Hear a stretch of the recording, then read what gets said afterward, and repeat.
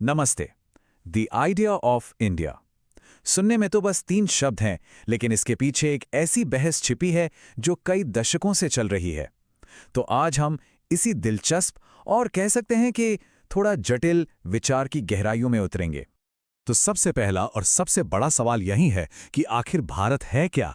क्या ये सिर्फ एक देश है जिसे हम नक्शों पर देखते हैं, या फिर एक ऐसी सभ्यता जो हजारों साल पुरानी है, या इन सब से भी ऊपर ये एक विचार है, एक सोच? चलिए इसी सवाल की पड़ताल करते हैं। इस सफर में हम सबसे पहले समझेंगे कि भारत का विचार का मतलब क्या है। फिर हम आज़ादी से पहले के दौर को देखेंगे। उसके बाद हम एक राष्ट्र के 3 अलग-अलग ख्वाबों पर नजर डालेंगे। फिर मॉडर्न इंडिया के जन्म को समझेंगे और आखिर में देखेंगे कि ये बहस आज भी इतनी जरूरी क्यों है। तो चलिए शुरू करते हैं। पहला पड़ाव, भारत का विचार आखिर है क्या? जैसा कि कहा, ये एक सवाल है जिसके कई जवाब हैं। देखिए, भारत का विचार असल में एक टर्म है उन अलग अलग नज़रियों के लिए जो इस बात पर आपस में टकराते हैं कि भाई भारत को एक साथ जोड़ने वाली चीज़ क्या है, हमारी पहचान क्या होनी चाहिए। ये कोई तयशुदा सच नहीं है, बल्कि एक लगातार चलने वाली बहस है। और ये बहस इतनी उलझी हुई क्यों है? इसकी सबसे बड़ी वजह है भारत की जबरदस्त विविधता। सोच के देखिए, यहाँ इतने सारे धर्म हैं, इतनी जातियां हैं, 1 दर्जन से ज्यादा तो बड़ी भाषाएं हैं और हजारों, जी हाँ, हजारों स्थानीय बोलियां, इतने सारे अलग अलग समुदाय। अब इतने लोगों को एक विचार में समेटना ये कोई आसान काम तो नहीं है ना? इसी विविधता को बेहतर समझने के लिए थोड़ा समय में पीछे चलते हैं। चलिए आज़ादी से पहले के भारत में, उस दौर में जब कई अलग अलग राज्य थे। ब्रिटिश राज से पहले भारत वैसा नहीं था जैसा आज है। मतलब कोई एक सेंट्रल गवर्नमेंट नहीं थी जो सबको कंट्रोल करे, लेकिन फिर भी एक अदृश्य धागा था जो सबको जोड़े हुए था। इसे कहते हैं सिविलाइजेशनल बॉन्ड, यानी सभ्यता का बंधन। ये एकता सरकारी नहीं थी, बल्कि सांस्कृतिक थी। और ये बंधन किन चीजों से बना था? सोचिए, रामायण महाभारत जैसी कहानियां जो देश के कोने कोने में सुनी और सुनाई जाती थीं। यहाँ की कला, यहाँ के मंदिर, महल, उन सब में एक अपनापन सा दिखता था। धार्मिक प्रतीक भी काफी मिलते जुलते थे, और भक्ति जैसे आंदोलनों ने तो जाति पाति से ऊपर उठकर लोगों को जोड़ा। फिर आए अंग्रेज और पूरी तस्वीर ही बदल गई। उनसे पहले पावर जो थी वो बंटी हुई थी, जाति में, समुदाय में। लेकिन अंग्रेजों ने एक केंद्रीय राज्य बनाया, सारी शक्ति एक जगह ले आए, और पहली बार नक्शों पर इंडिया नाम का एक देश बना जिसकी सीमाएं तय थीं। और इसी बदलाव के रिएक्शन में मॉडर्न भारतीय सोच का जन्म हुआ। 19वीं सदी की शुरुआत में राजा राममोहन रॉय जैसे लोग समाज सुधार की बात कर रहे थे। धीरे धीरे सदी के आखिर तक फोकस पॉलिटिक्स पर आ गया, आज़ादी पर। और 20वीं सदी आते आते बड़े बड़े विचारक ये सपना बुनने लगे कि आज़ाद भारत कैसा होगा। और यहीं से कहानी सबसे ज्यादा रोमांचक हो जाती है। यहां उभर कर आए एक राष्ट्र के 3 बड़े सपने, 3 अलग अलग ब्लूप्रिंट्स कि आजाद भारत को कैसा होना चाहिए। ये 3 सपने 3 अलग अलग सोच को दर्शाते हैं। एक तरफ थे वीडी सावरकर, जिनका मानना था कि देश की एकता का आधार हिंदू धर्म से जुड़ी एक साझी संस्कृति है। फिर थे महात्मा गांधी, जिन्होंने सर्वधर्म समभाव की बात की, मतलब सभी धर्मों का सम्मान हमारी ताकत है। और तीसरे थे जवाहरलाल नेहरू, जिनके लिए एकता हमारे इतिहास से आती थी, जहां अलग अलग कल्चर्स हमेशा से एक दूसरे में घुलते मिलते आए हैं। और नेहरू के इस कोट से उनकी सोच बिल्कुल साफ हो जाती है। उन्होंने भारत की तुलना एक पुराने कागज से की जिस पर बार बार लिखा गया हो, लेकिन हर नई तहरीर के बाद भी पुरानी लिखावट झलकती रहती है। उनके लिए आधुनिकता बस एक नई परत थी, पुरानी परतों को मिटाने वाला कुछ नहीं। तो अब सवाल ये उठता है कि 1947 के बाद जब देश आज़ाद हुआ, तो इन 3 सपनों में से कौन सा सपना हमारे देश की बुनियाद बना? आज़ादी के बाद जो रास्ता चुना गया वो मोटा मोटा नेहरू का विजन था। एक सेक्युलर यानी धर्मनिरपेक्ष, प्लूरलिस्ट यानी बहुलवादी, और डेमोक्रेटिक यानी लोकतांत्रिक देश। और यही सोच हमारे संविधान का आधार बनी। तो इस नेहरूवादी राज्य के कोर वैल्यूज क्या थे? डेमोक्रेसी सबसे पहले, रिलीजियस टॉलरेंस मतलब धार्मिक सहिष्णुता, इकोनॉमिक डेवलपमेंट यानी आर्थिक विकास, कल्चरल प्लूरलिज्म मतलब सभी संस्कृतियों को जगह देना, और इन सब को संभालने के लिए एक मजबूत सेंट्रल स्टेट। यही वो पिलर्स थे जिन पर मॉडर्न इंडिया को खड़ा किया गया। लेकिन कहानी यहां खत्म नहीं होती। एक विजन को अपनाने का मतलब ये बिल्कुल नहीं था कि बाकी सारे विचार खत्म हो गए।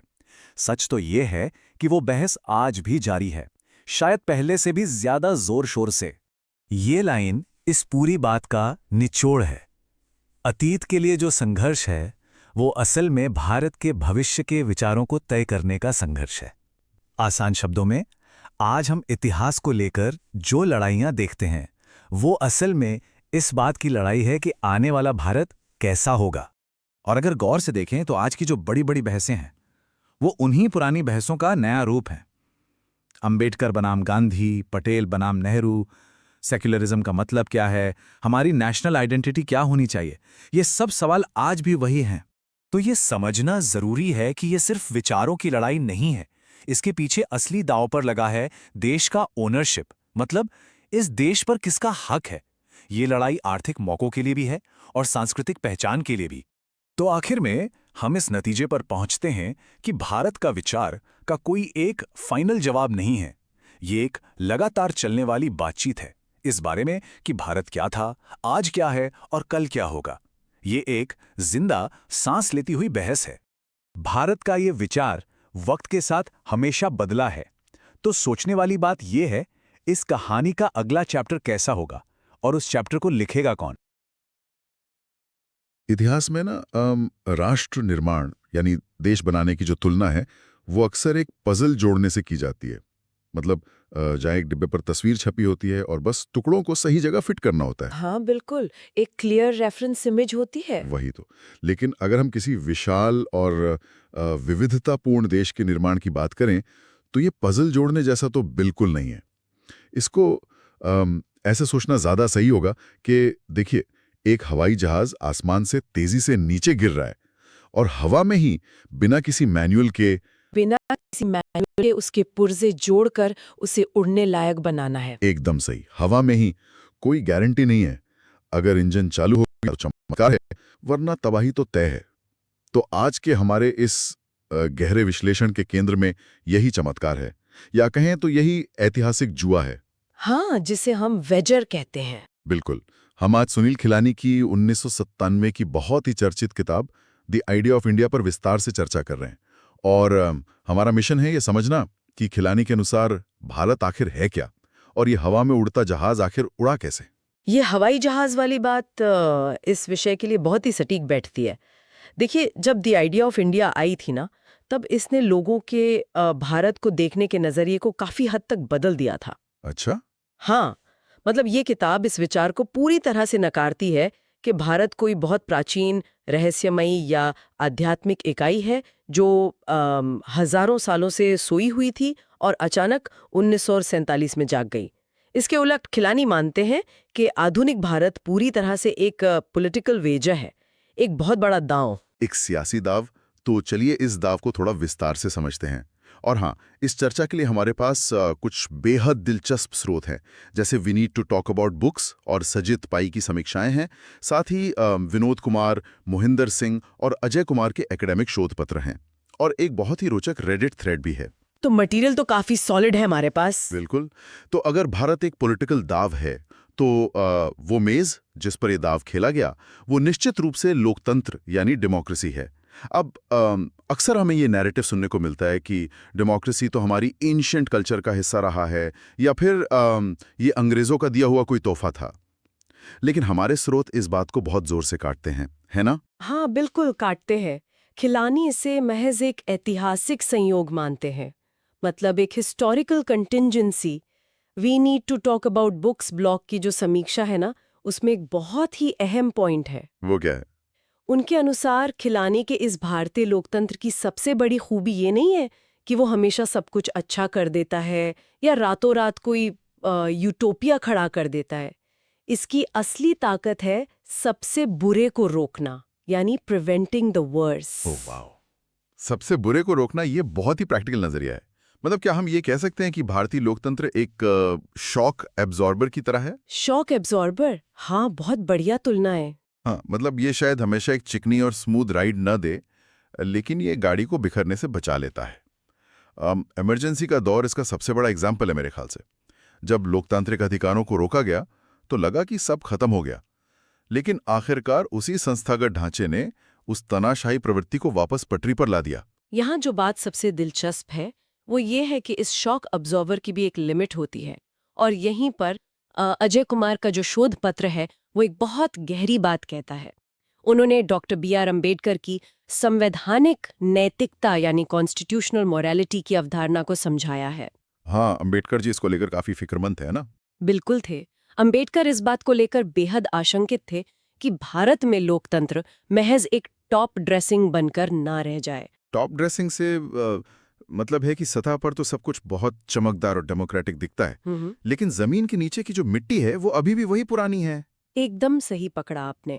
अंबेडकर का तर्क था कि संविधान चाहे जितना भी प्रगतिशील हो, अगर समाज के भीतर इक्वालिटी, लिबर्टी और फ्रेटर्निटी नहीं है, यानी अगर समाज में अभी भी जातियों और वर्गों के गहरी खाइयां मौजूद हैं, हाँ, तो वो संविधान महज कागज का एक टुकड़ा बनकर रह जाएगा। लोकतंत्र को सिर्फ संसद या अदालतों में नहीं, लोगों की रोजमर्रा की आदतों में उतारना चाहिए। अगर समाज की नैतिकता ही लोकतांत्रिक नहीं है तो ये इंस्टीट्यूशन लंबे समय तक नहीं टिक सकते। ये तो सच में एक डराने वाला विचार है। अगर समाज बुनियादी तौर पर डेमोक्रेटिक नहीं था शुरुआत में, तो फिर आज़ादी के बाद ये देश बिखरा क्यों नहीं? मुझे लगता है इसका जवाब उस फेडरल स्ट्रक्चर में छुपा है, जिस पर मैंने उस रेडिट थ्रेड में एक बहुत अच्छी चर्चा पढ़ी थी। अच्छा, उस थ्रेड में क्या चर्चा थी? वहाँ लोग इस बात पर हैरान थे कि कैसे 100 किलोमीटर की दूरी पर ही लैंग्वेज, खाना पीना सब कुछ बदल जाता है, फिर भी देश एक है। सरदार पटेल द्वारा रियासतों को एक करना तो एक अहम बात है ही, लेकिन राज्यों को जो स्वायत्ता या ऑटोनॉमी दी गई, शायद वो असली गोंद था, वो असली ग्लू था जिसने इस विविधता को बांधे रखा। क्या लगता है आपको? मैं इससे पूरी तरह सहमत हूँ। इसे ऐसे समझा जा सकता है कि अगर दिल्ली में बैठी सरकार ने पूरे देश पर एक ही भाषा या एक ही संस्कृति थोपने की कोशिश की होती ना, तो शायद ये पॉलिटिकल दाम उसी दिन हम हार गए होते। बिल्कुल। फेडरल स्ट्रक्चर ने अलग अलग पहचानों को सांस लेने की जगह दी। ये एक तरह का सेफ्टी वाल्व था। सही कहा। तो अगर लोकतंत्र वो सेफ्टी वाल्व और ढांचा था जिसने देश को एक रखा, तो महज आज़ाद होने से इतनी बड़ी आबादी का पेट तो नहीं भरने वाला था, है ना? आज़ादी के तुरंत बाद जो सबसे बड़ा क्राइसिस था वो था सर्वाइवल, और यहीं से ये पूरी कहानी अपने दूसरे हिस्से में जाती है, यानी अर्थव्यवस्था। हाँ, और जिसे नेहरू भविष्य के मंदिर यानी टेम्पल्स ऑफ द फ्यूचर कहते थे। खिल्लानी की किताब का एक बहुत बड़ा हिस्सा नेहरू के इस इंडस्ट्रियलाइजेशन के सपने पर फोकस करता है, जिसमें भारी उद्योग और बड़े बांध शामिल थे। बिल्कुल, भारी उद्योग, बड़े बांध और बड़े साइंटिफिक इंस्टीट्यूशंस। नेहरू का मानना था कि अगर भारत को आधुनिक दुनिया में खड़ा होना है तो उसे स्टेट डायरेक्टेड कैपिटलिज्म और समाजवाद के एक मिक्स्ड मॉडल को अपनाना होगा, और इसमें प्लानिंग कमीशन जैसे संस्थानों का बहुत दबदबा था, जो कि पूरी तरह से नॉन इलेक्टेड टेक्निकल एक्सपर्ट्स की कमिटीज थीं। पर देखिए, इतिहास गवाह है कि ये मॉडल उस पैमाने पर सफल नहीं हुआ जिसकी उम्मीद की गई थी। जो we need to talk about books की समीक्षा है, उसमें इस बात पर काफी जोर दिया गया है कि आखिर भारत जापान या साउथ कोरिया जैसे देशों के मुकाबले इतना पीछे क्यों रह गया। हाँ, ये एक बहुत बड़ा सवाल है। अक्सर हम इसका सारा दोष लाइसेंस राज या भारी नौकरशाही पर डाल देते हैं, लेकिन क्या हमारे स्रोतों में इसका कोई और बुनियादी कारण भी बताया गया है? बिल्कुल बताया गया है। नौकरशाही या ब्यूरोक्रेसी एक कारण तो थी, लेकिन सबसे बड़ी विफलता जो थी वो थी भूमि सुधार यानी लैंड रिफॉर्म्स। अच्छा। देखिए, जापान या साउथ कोरिया में वर्ल्ड वॉर 2 के बाद बहुत ही अग्रेसिव तरीके से जमींदारी खत्म की गई और किसानों को जमीन दी गई। इससे एक बहुत स्ट्रॉन्ग रूरल इकोनॉमी तैयार हुई। लेकिन भारत में पॉलिटिकल विल की कमी कह लीजिए या ज़मीनी पॉलिटिक्स का दबाव, लैंड रिफॉर्म्स उस लेवल पर कभी लागू ही नहीं हो पाए। तो इसका नतीजा ये हुआ कि हैवी इंडस्ट्रीज की बिल्डिंग तो खड़ी कर दी गई, लेकिन जो फाउंडेशन थी, एग्रीकल्चर और प्राइमरी एजुकेशन, वो कमजोरी रह गई। एकदम सही। और इसी कमजोर नींव का नतीजा था 1991 यानी 1991 का आर्थिक संकट। वही तो, हर कोई जानता है कि 1991 में लिबरलाइजेशन हुआ, मार्केट खुले और फॉरेन इन्वेस्टमेंट आया। अब एक सवाल जो उठता है वो ये है कि जब भारत ने ये उदारीकरण अपनाया, तो क्या वो इस आइडिया ऑफ इंडिया का टूटना था, या फिर बदलती दुनिया में सर्वाइव करने के लिए बस एक जरूरी सॉफ्टवेयर अपडेट था। दार मार्क्सवादी आलोचना यानी मार्क्सिस्ट क्रिटिक पेश करता है। ये क्रिटिक खिल्लाने के इस पूरे वैचारिक ढांचे पर सवाल उठाता है। Wait, really? किस तरह के सवाल? विनोद कुमार कहते हैं कि खिल्लाने की किताब में एक बहुत बड़ा वैचारिक विरोधाभास है, मतलब एक कॉन्ट्रडिक्शन है। एक ही पन्ने पर खिल्लानी नेहरू के उस स्टेट डायरेक्टेड सोशलिस्ट विजन की जमकर तारीफ करते हैं जहां स्टेट ही सब कुछ है, और फिर जैसे ही 1991 आता है वो उसी उत्साह के साथ न्यू लिबरल कैपिटलिज्म और फ्री मार्केट का स्वागत करने लगते हैं। वो तो मार्क्सिस्ट नजरिया ये पूछता है कि कोई एक ही लेखक इन दोनों ऑपोजिट विचारधाराओं को एक ही कड़ी का हिस्सा कैसे मान सकता है? हाँ, बिल्कुल यही उनका पॉइंट है। ये तो वैसी बात हो गई जैसे कोई कहे कि मुझे स्टीम इंजन की स्लो और स्टेडी रफ्तार बहुत पसंद है, लेकिन अब जब हम जेट इंजन पर आ गए हैं तो ये जेट इंजन भी उसी महान यात्रा का अगला कदम है।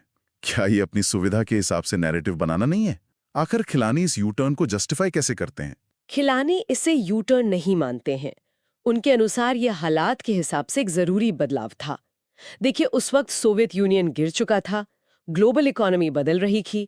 उनका तर्क है कि नेहरूवियन मॉडल ने शुरुआती दशकों में एक इंडस्ट्रियल बेस तैयार किया, और जब वो मॉडल अपनी लिमिट्स क्रॉस कर गया तो मार्केट को खोलना सर्वाइवल के लिए जरूरी था। अच्छा, तो मतलब स्टेट की भूमिका खत्म नहीं हुई, बस बदल गई। हाँ, और इससे एक नया और अग्रेसिव मिडिल क्लास पैदा हुआ और देश में ग्रोथ का एक बिल्कुल नया नैरेटिव शुरू हुआ। सही बात है। और इस नए नैरेटिव, इस तेजी से बढ़ते कैपिटलिज्म और पुरानी पॉलिटिक्स का सबसे क्लियर, सबसे फिजिकल फॉर्म अगर हमें कहीं दिखता है तो वो भारत के शहरों में है। हमारी इकोनॉमी की इस शिफ्ट ने हमारे ज्योग्राफी को भी शिफ्ट कर दिया। इसमें कोई शक नहीं है। और यहाँ साजिद पाई की समीक्षा का जिक्र आना जरूरी है। उन्होंने अपनी समीक्षा में कहा है कि स्ट्रक्चर के हिसाब से शहरों पर लिखा गया ये चैप्टर किताब की मेन कहानी से थोड़ा अलग और कटा हुआ महसूस होता है, जैसे कोई अलग हिस्से हो। हाँ, मैंने भी उस समीक्षा में ये पढ़ा था, लेकिन उन्होंने ये भी तो कहा कि ये चैप्टर सबसे ज्यादा रोचक और रीडेबल है। बिल्कुल। खिलनानी के अनुसार शहर ही वो जगह है जहां मॉडर्न इंडिया के पॉलिटिकल और इकोनॉमिक अनुभव आपस में टकराते हैं। मुझे लगता है इसकी रोचकता इसीलिए है क्योंकि शहर सिर्फ ईंट और पत्थर नहीं होते, है ना? वो विचार होते हैं। जैसे अगर हम आज़ादी के बाद के शहरों को देखें तो चंडीगढ़ का निर्माण होता है, एक पूरी तरह से प्लान्ड पोस्ट कॉलोनियल शहर जो पुराने भारत का कोई बोझ नहीं उठाना चाहता था। और दूसरी तरफ बॉम्बे है, जो आधुनिक भारत का सबसे बड़ा कमर्शियल और कल्चरल सिंबल बन गया है। और अब तो बैंगलोर भी है जो फॉरेन इन्वेस्टमेंट और टेक यूथ का नया हब बन गया है। लेकिन यहाँ खिलनानी एक बहुत ही चौंकाने वाली बात कहते हैं। क्या? वो कहते हैं कि इन शहरों में जो इतनी भारी भीड़ और विविधता के बावजूद शांति बनी रहती है ना, वो म्यूचुअल रिस्पेक्ट यानी पारस्परिक सम्मान के कारण नहीं है। तो फिर किस वजह से है? उनका मानना है कि ये शांति म्यूचुअल इनडिफरेंस यानी पारस्परिक उदासीनता पर टिकी है। ओह वाओ, म्यूचुअल इंडिफरेंस, ये बहुत ही कड़वी लेकिन रियलिस्टिक बात है। इस म्यूचुअल इंडिफरेंस को अगर मैं एक उदाहरण से समझाऊं तो देखिए, गांव की चौपाल पर हर व्यक्ति की जाति और हैसियत तय करती है कि वो कहाँ बैठेगा, है ना? लेकिन अगर आप मुंबई की लोकल ट्रेन के जनरल डब्बे को देखें, सुबह 9 बजे जब पैर रखने की जगह नहीं होती। हाँ, वहाँ किसी को इस बात से कोई फर्क नहीं पड़ता कि बगल में खड़ा इंसान किस जाति या धर्म का है। वही तो, सभी को बस अपने ऑफिस पहुंचना होता है। ये वो आज़ादी है, वो गुमनामी है जो एक शहर देता है। बिल्कुल। और इसी आज़ादी का जिक्र अक्सर सोशियोलॉजिस्ट्स भी करते हैं। इकोनॉमिक ज़रूरतें लोगों को शहरों में पुरानी नैरो आइडेंटिटी से बाहर निकलने पर मजबूर कर देती हैं। अब इसमें छोटे कस्बों यानी स्मॉल टाउन्स का भी बहुत बड़ा रोल आ गया है। भले ही हम कहते हैं कि भारत की आत्मा गांव में बसती है, लेकिन खिलानी के अनुसार मॉडर्न इंडियन सिटीजन का असली निर्माण इन्हीं शहरों और तेजी से उभरते छोटे कस्बों की इस भागदौड़ के बीच हो रहा है। सही कहा, लेकिन यहाँ एक सवाल और खड़ा होता है। ये जो गुमनामी है और ये जो नया आधुनिक नागरिक है, ये अपने साथ एक बहुत ही कॉम्प्लेक्स सवाल लेकर आता है। इन तेजी से बदलते शहरों और इकोनॉमी के बीच आखिर भारतीय होने का असली मतलब क्या है? स्रोतों के अनुसार ये आइडेंटिटी इतनी उलझी हुई क्यों है? देखिए, इसका जवाब इस बात में है कि खिलानी भारत को एक इन्वेंटेड नेशन यानी आविष्कृत राष्ट्र मानते हैं। इन्वेंटेड नेशन, लेकिन हमारा इतिहास तो इतना पुराना है। इतिहास नहीं है, इसका मतलब ये है कि एक मॉडर्न नेशन स्टेट के रूप में एक झंडे और एक संविधान के नीचे इसकी पॉलिटिकल यूनिटी का कोई हिस्टोरिकली पिछला एग्जाम्पल मौजूद नहीं था। इसकी एकता किसी एक भाषा या धर्म से नहीं, बल्कि महाकाव्यों, मिथकों और एक शेयर्ड नैरेटिव से आती है। और इसी आइडेंटिटी को लेकर तो आज सबसे बड़ी पॉलिटिकल बहस चल रही है। मोहिंद्र सिंह का जो पेपर है वो इस समकालीन राजनीति को बहुत ही क्लियर तरीके से 3 अलग-अलग विजन्स में बांटता है। ध्यान रहे, हम यहाँ किसी एक विचारधारा का समर्थन नहीं कर रहे हैं, बस शोध में जो बताया गया उसको समझ रहे हैं। बिल्कुल। तो मोहिंदर सिंह के अनुसार जो पहला विजन है वो नेहरू का है, जिसे उन्होंने डिस्कवरी ऑफ इंडिया में एक पैलिम्सेस्ट के रूप में बताया है। पैलिम्सिस्ट, इसको थोड़ा आसान भाषा में समझाएंगी? हाँ, पैलिम्सिस्ट प्राचीन काल में इस्तेमाल होने वाली उस पांडुलिपि या पार्चमेंट को कहते हैं जिस पर लिखी इबारत को मिटाकर नया लिखा जाता था। लेकिन पुरानी लिखावट पूरी तरह से कभी नहीं मिटती थी, उसकी परतें, उसकी लेयर्स हमेशा मौजूद रहती थी। समझ गया। एक बहुत ही खूबसूरत एनालॉजी है। इसे हम एक कैनवस की तरह देख सकते हैं जिस पर सदियों से अलग-अलग पेंटर्स ने अपनी आर्ट बनाई है। कोई नया पेंटर आकर पुराने चित्र को पूरी तरह मिटाना नहीं है, बल्कि उसी के ऊपर अपनी नई कलाकारी कर देता है। तो जो फाइनल तस्वीर बनती है उसमें हर एरा की झलक होती है। ये नेहरू का सेकुलर और मल्टीकल्चरल नजरिया था। एकदम सही समझाया आपने। और इसके ठीक उलट दूसरा दृष्टिकोण हिंदुत्व का है, जिसका बेस कल्चरल नेशनलिज्म में है। ये विजन भारत को एक पैलिम्सेस्ट के बजाय एक पितृभूमि और पुण्यभूमि के रूप में देखता है। यूनिटी के लिए एक ज्यादा ठोस और स्पष्ट कल्चरल बेस का होना जरूरी है। ठीक है, तो ये 2 बड़े विजन्स हो गए, लेकिन इस शोध पत्र में एक तीसरे दृष्टिकोण की भी बात की गई है जो अक्सर मेन स्ट्रीम डिस्कशन में छूट जाता है। गोपाल गुरु जैसे विचारकों का दलित या अम्बेडकराइट नजरिया। बिल्कुल। उनकी सबसे बड़ी आलोचना यही है कि ये जो हम कैनवस की बात कर रहे थे ना, उस पर चित्र उकेरने का मौका ही समाज के एक बहुत बड़े मार्जिनलाइज्ड वर्ग को कभी मिला ही नहीं। सही बात है। चाहे वो नेहरूवियन विचार हो या कल्चरल नेशनलिज्म, दोनों में ही दलितों की आवाज को पूरी तरह से वो जगह नहीं मिली जो मिलनी चाहिए थी। और आज की जो पॉलिटिक्स है वो इन्हीं दृष्टिकोणों का सीधा टकराव है। मोहिंदर सिंह के शोध पत्र में इस बात का बहुत डीपली विश्लेषण किया गया है कि कैसे CAA यानी सिटीजनशिप अमेंडमेंट एक्ट जैसी पॉलिसीज पर होने वाली बहसें इसी आइडेंटिटी क्राइसिस का हिस्सा हैं। उस पेपर में एक और बहुत कॉम्प्लेक्स कॉन्सेप्ट का जिक्र था, इनफॉर्मल सोवरेनिटी या अनौपचारिक संप्रभुता। ये आखिर कैसे काम करती है? इसे ऐसे समझिए कि सॉवरेनिटी या ताकत आमतौर पर स्टेट या सरकार के पास होती है जो कानून के थ्रू काम करती है। लेकिन जब समाज में कुछ भीड़ बिना किसी लीगल राइट के अपनी कल्चरल या मॉरल मान्यताओं को दूसरों पर थोपने लगती है और स्टेट उस पर आंखें मूंद लेता है, तो वो भीड़ एक इनफॉर्मल पावर बन जाती है। अच्छा। शोध पत्र के अनुसार हाल के वर्षों में भीड़ की हिंसा की कुछ घटनाओं को इसी इनफॉर्मल सोवरेनिटी के लेंस से देखा जा सकता है। तो इस टकराव के जवाब में हमारे पास क्या ऑल्टरनेटिव नैरेटिव है? स्रोतों के मुताबिक इसी के काउंटर में हमें राहुल गांधी का करंट पॉलिटिकल नैरेटिव देखने को मिलता है, जैसे कि भारत जोड़ो यात्रा या उनका वो बयान कि नफरत के बाजार में मोहब्बत की दुकान खोलनी है। हाँ, शोध पत्र इस नैरेटिव को, नेहरूवियन विजन को ही एक नए इमोशनल और जमीनी रूप में वापस स्थापित करने के प्रयास के तौर पर देखता है, जहां पूरा फोकस कॉन्स्टिट्यूशनल इंस्टीट्यूशंस को बचाने पर है। लेकिन इस सब के बीच हमें सजीत पाई की उस आलोचना को नहीं भूलना चाहिए। उन्होंने साफ कहा है कि खिलानी की किताब पूरी तरह से नेहरूवियन चश्मे से लिखी गई है, जिससे ये थोड़ी एक तरफा लगती है। बिल्कुल। उनका कहना है कि शायद इसी वजह से खिलानी आज के भारत में उभरते हुए कल्चरल नेशनलिज्म की गहराई को उस वक्त पूरी तरह से नहीं भांप पाए थे। अगर मैं इस पूरे वैचारिक टकराव को आज की टेक लैंग्वेज में रखूं, तो क्या हम इसे एक ऑपरेटिंग सिस्टम की लड़ाई के रूप में देख सकते हैं? ऑपरेटिंग सिस्टम कैसे? देखिए, मान लीजिए नेहरूवियन विजन एक ओपन सोर्स सिस्टम की तरह था। कोई भी आकर अपना ऐप या अपनी कल्चरल आइडेंटिटी इसमें जोड़ सकता था।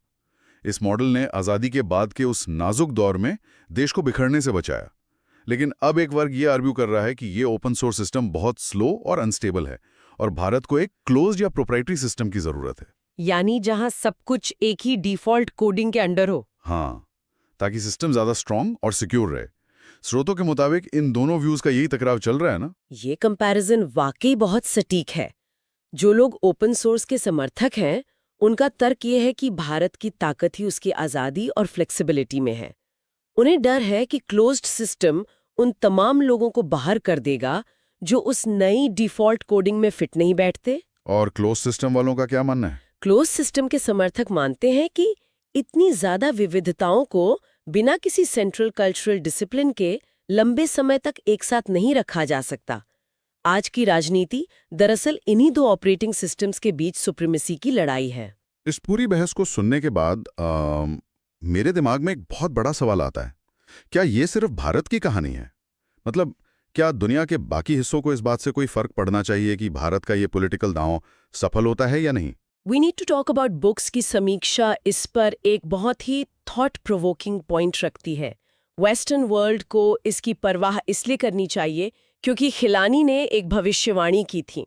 उन्होंने कहा था कि भारत का वर्तमान दरअसल पश्चिमी दुनिया के पॉलिटिकल फ्यूचर की एक प्रीमोनिशन या पूर्व चेतावनी है। वेट, यानी जो आज भारत फेस कर रहा है वो कल यूरोप और अमेरिका फेस करेंगे। बिल्कुल। आप आज अमेरिका और यूरोप का हाल देखिए। ब्रेग्जिट हो गया, इमिग्रेशन के मसले हैं, रेशियल टेंशन्स हैं और कितना ध्रुवीकरण या पोलराइजेशन हो रहा है। जो पुराने डेमोक्रेसीज हैं वो आज उन्हीं संकटों से जूझ रही हैं जिनसे भारत पिछले 75 सालों से रोज जूझ रहा है। जैसे कि विशाल और मल्टीकल्चरल देश को एक साथ कैसे रखा जाए। हाँ, और जब आर्थिक असमानता यानी इकोनॉमिक इनइक्वालिटी बढ़ रहे हों तो डेमोक्रेसी को कैसे बचाया जाए। तो इस हिसाब से भारत कोई एक्सेप्शन नहीं है, बल्कि दुनिया का सबसे बड़ा पॉलिटिकल एक्सपेरिमेंट है। ये सच में एक कमाल का नजरिया है। हम अपनी जिस विविधता और कॉन्फ्लिक्ट को इतने सालों से अपनी कमजोरी समझते रहे हैं, वो दरअसल पूरी दुनिया की फ्यूचर की एक टेस्टिंग लैब है। अगर भारत इतने प्रेशर्स के बाद भी अपने लोकतंत्र को बचाए रख सकता है तो ये ग्लोबल डेमोक्रेसी के लिए एक बहुत बड़ी उम्मीद होगी। और इसका उल्टा भी उतना ही सच है। अगर ये एक्सपेरिमेंट फेल होता है तो ये पूरी दुनिया के लिए एक रेड अलर्ट होगा कि इतने बड़े लेवल पर मल्टीकल्चरलिज्म शायद काम नहीं कर सकता। तो इस लंबी और गहरी चर्चा के आखिर में हम वापस अपने उसी हवा में गिरते हुए हवाई जहाज वाले एग्जाम्पल पर लौटते हैं। सुनील खिलनानी ने हमें बहुत क्लियर तरीके से दिखाया कि 20th सेंचुरी में भारत का ये सियासी दांव आखिर सफल कैसे रहा। लेकिन आज जब पूरी दुनिया में हाइपर नेशनलिज्म अपने अरूज पर है, एआई और टेक डेवलपमेंट सब कुछ बदल रहे हैं और आइडेंटिटी क्राइसिस पहले से कहीं ज्यादा गहरा हो गया है, तो क्या हमें एक नए दांव की जरूरत है? वही तो ये आज के वक्त का सबसे बड़ा सवाल है। लोग सोचने पर मजबूर हैं कि क्या इस 21वीं सदी के नए तूफान का सामना करने के लिए भारत को और बल्कि पूरी दुनिया को एक बिल्कुल नए पॉलिटिकल वेजर या एक नई कल्पना की जरूरत होगी? क्या वक्त आ गया है कि हम उस गिरते हुए जहाज के डिजाइन को ही पूरी तरह से बदल दें? इस विचार पर हर किसी को जरूर गौर करना चाहिए। ये बिल्कुल एक ऐसा सवाल है जो सिर्फ अकेडमिया तक लिमिटेड नहीं रहना चाहिए। ये तय करेगा कि आने वाले दशकों में हम कैसे समाज में जिएंगे। सही कहा आपने। और इसी सोचे समझे और विचारोत्तेजक प्रश्न के साथ हम आज के इस गहरे विश्लेषण को यहीं रोकते हैं। एक नए विषय और एक नई बहस के साथ हम फिर लौटेंगे। तब तक पढ़ते रहिए और नए सवाल पूछते रहिए। अलविदा।